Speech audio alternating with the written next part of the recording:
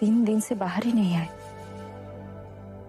ऐसे शरीर को दुख देंगे तो उनका स्वास्थ्य बिगड़ जाएगा। कोई तो हो जो इस समय उनकी सेवा करे। इस घने जंगल को पार कर हमारे गांव की तरफ कौन आएगा? हे भगवान, तुझे पाने के लिए जो इतना कठोर तप कर रहे हैं, उनकी देख रेख का भार भी तेरे ऊपर है। कोई तो हो जो उनको संभाले।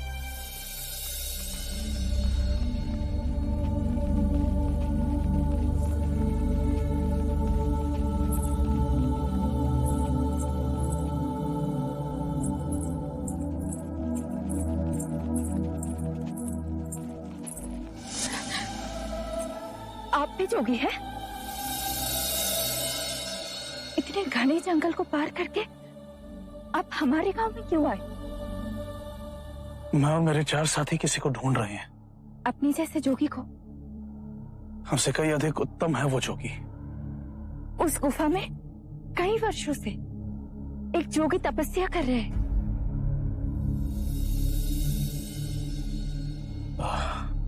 उस जोगी की आयु लगभग 30 बरस है। हाँ, लंबा कद, कमल के जैसे नेत्र, शांत, सुंदर। उनका नाम? सिद्धार्थ। वही दिव्य सिद्धार्थ जिसे ढूंढते हम जाने कहां भटक गए थे। आपका धन्यवाद। आपका भी धन्यवाद। मैंने अभी भगवान से मांगा कि उनकी देखरेख के लिए किसी को भेज दे, और देखो आप आ गए। उस गुफा से वो नदी की ओर प्रातः आते, नहाकर 3 चुल्लू पानी पीते, फिर कोई एक पका फल खाते। 3 दिन से वो बाहर ही नहीं आए। मैं उनके लिए बहुत चिंतित थी।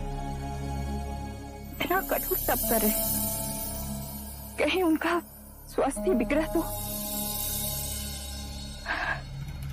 लेकिन अब आप आ गए। जोगी बाबा, तनिक रुके। आप उन्हें ये फल दे देंगे? अवश्य।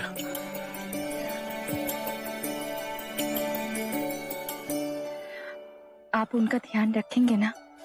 हम उनके शिष्य बनने आए हैं, उन पर कोई विपत्ति नहीं आने देंगे।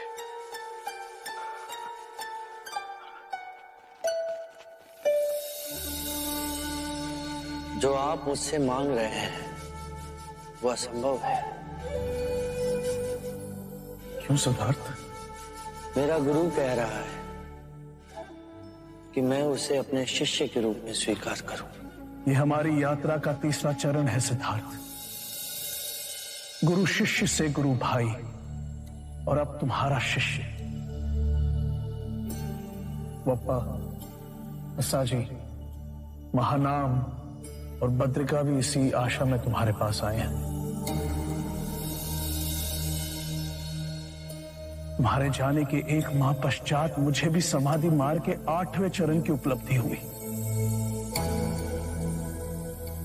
मन में पिपासा जागी कि इसके आगे क्या,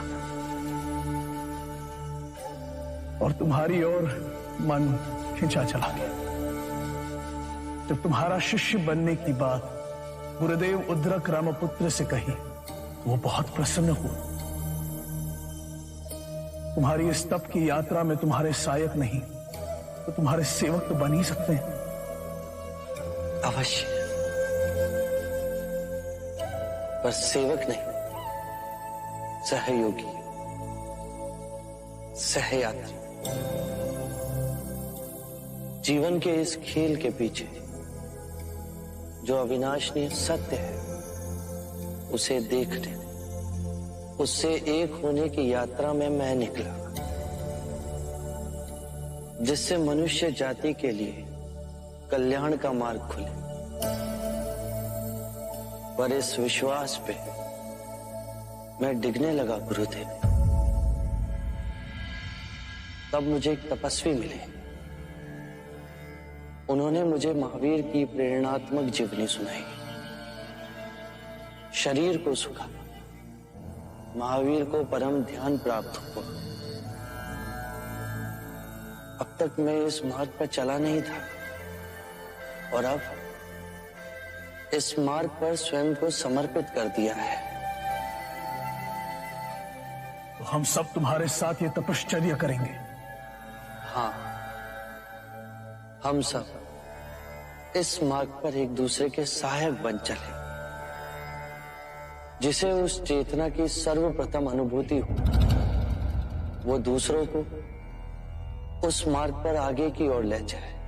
अवश्य सिद्धार्थ, अवश्य। याद आया, एक लड़की मिली थी, वो तुम्हारे लिए बहुत चिंतित थी। उसने तुम्हारे लिए ये फल भेजे। सुजाता ने। इस निर्जने में उसने मेरी बहुत सेवा की। परेशान थी कि तुम्हारा स्वास्थ्य न गिर जाए। बहुत करुणा है उसके हृदय में। ये फल आप ही ग्रहण करें। मैंने फलाहार भी त्याग दिया है।